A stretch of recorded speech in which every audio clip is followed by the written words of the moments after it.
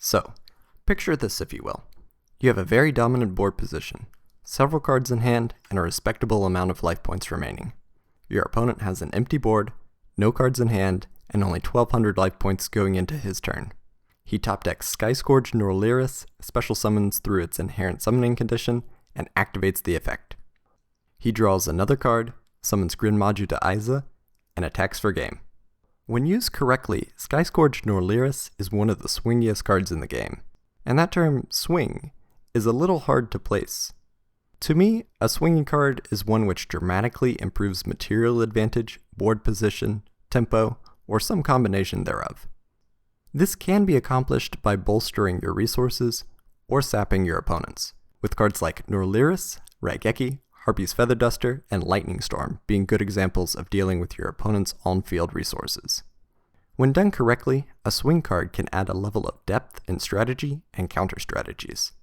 But when done incorrectly, swing cards can lead to unsurmountable accumulation of advantage situations. The question on my mind is, where is that sweet spot to make a good catch-up card fair, balanced, and fun? There is quite a range of effects which I think constitute a swing card, and I will be taking a handful of cards as case studies to outline the different design directions explored so far. Since these cards were in different eras, there is substantial variance in power level. Rather than looking at what the card does, I will be considering the ethos behind its creation. The first few cards that I want to look at are based on dealing with your opponent's board. As far as board breaking, cards like Lava Golem, Volcanic Queen, the Winged Dragon of Ra Sphere form, and pretty much any kaiju are good options to help eliminate some of your opponent's board presence. This constitutes a shift in tempo, and in the case of the Winged Dragon of Ra, a +2 in card advantage.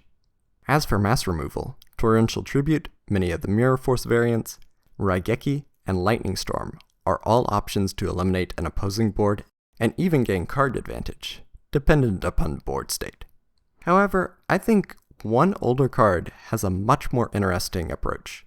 Pineapple Blast is restricted to only activating when you summon a monster, but then destroys monsters on the opponent's field until both players control the same number of monsters. Your opponent gets to choose which monsters are destroyed by this effect.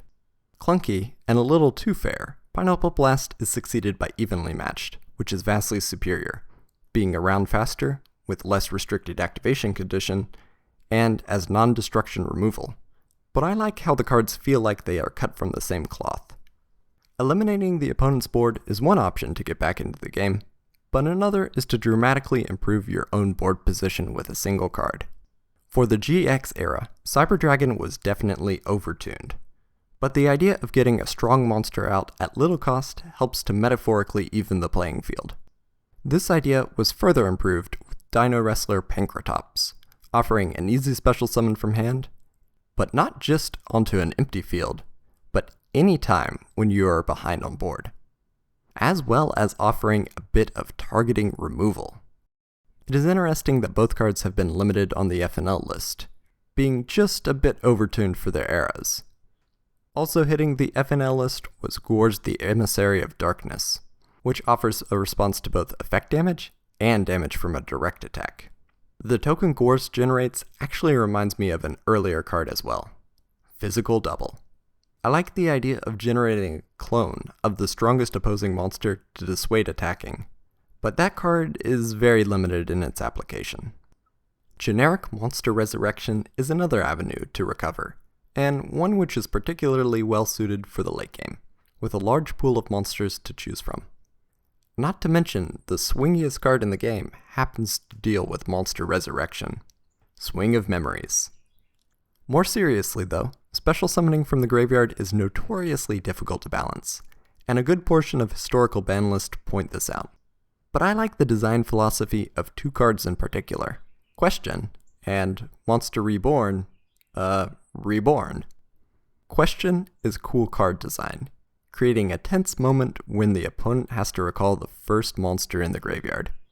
The fail state is that the monster gets banished, but the win state is a Monster Reborn effect, which is quite an upside for the time. The interactive nature of the card is great design in my opinion. although there is the opportunity for cheating by rearranging the graveyard. Returning to Monster Reborn, there is similar interaction, with your opponent getting to pick the worst monster out of a set of 3 candidates.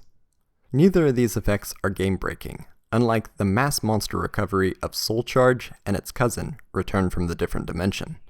But I really appreciate the design philosophy behind them, even if they do not see much competitive play.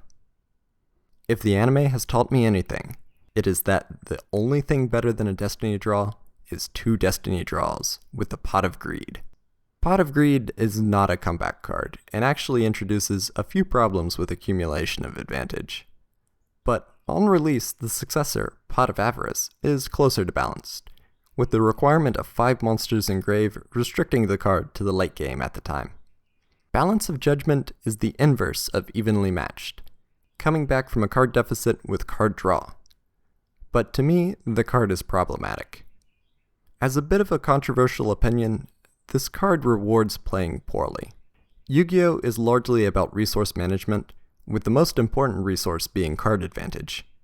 And this card gives you a hand refill at little cost. One of the best candidates to use this card is in a burn deck, where a good portion of the deck is -1 burn spells. In burn decks, this supports degenerate gameplay more than catching up in my opinion. Hope for Escape is similar in how it rewards having low life points, which might make for great anime moments, but more often leads to degenerate life equalizer strategies. There is one more draw card that I want to talk about though. This hero is potentially one of the best monster top decks in the game. Elemental hero Bubbleman. Bubbleman is able to special summon itself from hand and draw 2 cards. And although Elemental Hero Stratos is a solid +1, and can even tutor Bubbleman, I think the Blue Beetle inspired monster takes the top position. When my back is to the wall, I want Bubbleman in my corner. There are quite a lot of cards left out of this video for the sake of brevity, and if I had more time, I would have written a shorter letter. But I do think this is a good sampling of single cards which dramatically swing the game. Based on how many of the mentions have hit the FNL list, it is obvious that the elusive balance point is hard to find. Not to mention how the balance point drifts over time. Cyber Dragon is an appropriate power level for the advanced format, but Pankratops is still too strong. There's a thin line between catching up and overtaking, between rewarding poor play and rewarding skillful decision making, between random power spikes and encouraging player interactions. But I don't think there is one solution to the problem. Nor should there be, because randomness is an inherent part of almost every card game. And that feeling of just drawing one more card is exhilarating.